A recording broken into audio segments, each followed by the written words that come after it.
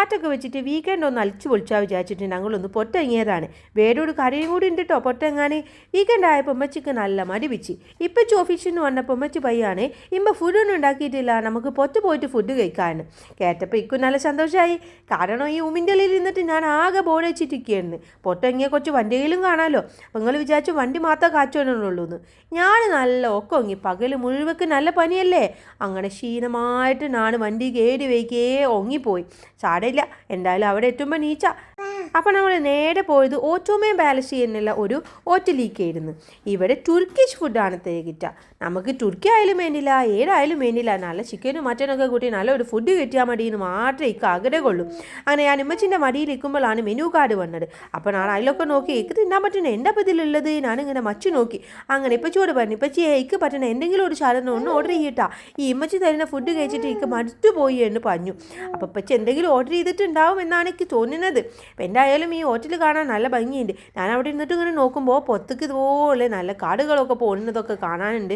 കൂടെ കൂടി ഈ ഹോട്ടലുകളൊക്കെ ഇങ്ങനെ കാണാനുണ്ട്. അത് മാത്രമല്ല കേട്ടോ, നല്ല ഭംഗിയുള്ള കുറേ ചെടികളൊക്കെ അമ്മ വെച്ചിട്ടുണ്ട്.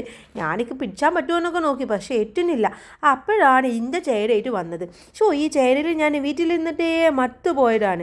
ഇവിടെ വന്നാലെങ്കിലും എനിക്ക് ഒറ്റയ്ക്ക് വേറെ നല്ല ചെയർ കിട്ടും വിചാരിച്ച്. പക്ഷേ ഈ ചെയർ കാണാൻ നല്ല സൂപ്പറായിരുന്നു കേട്ടോ. എൻ്റെ വീട്ടിലില്ലെന്നതിനേക്കാൾ ഒന്നും കൂടെ സെറ്റപ്പ് ആയിട്ടുണ്ട്. എന്തായാലും വേണ്ടില്ല, ഞാനിവിടെ ഇരുന്നിട്ട് വീണ്ടും വീണ്ടും മെനു കാർഡൊക്കെ ഒന്ന് നോക്കി. ഇനി അത്യാവശ്യം വരുമ്പോൾ എന്തെങ്കിലും വേറെ വെറൈറ്റി ഒക്കെ ഓർഡർ ചെയ്യാലോ എന്ന് വിചാരിച്ചിട്ട്. അതിൽ വേറെ എന്തൊക്കെയോ ഈ കഴിയാത്ത കുറേ സാധനങ്ങളൊക്കെ ഉണ്ട്. ഞാൻ ഇതുവരെ എൻ്റെ ജീവിതത്തിൽ കണ്ടിട്ട് പോലുമില്ല അങ്ങനത്തെ സാധനങ്ങളൊന്നും. നല്ല ഭംഗിയുണ്ട് എൻ്റെ ഒരു ഫോട്ടോ ഒക്കെ കാണാൻ.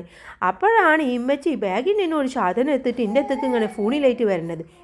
ഇതെന്താ ഷാനോ? ഈ ഇമ്മച്ചിക്ക് വേണ്ടിയിട്ട് ഇപ്പോഴും ഫുഡ് കൊണ്ടുവന്നിട്ടുണ്ടാ? ഈ ഹോട്ടലിലെ ഫുഡൊക്കെ എന്നാ പച്ചോനേക്കൊന്ന് കഴിക്കാൻ പറ്റുക? ഇങ്ങനത്തെ ഇമ്മച്ചിൻ്റെ ഫുഡ് കഴിച്ചിട്ട് ഞാനൊരു വൈക്കാവും.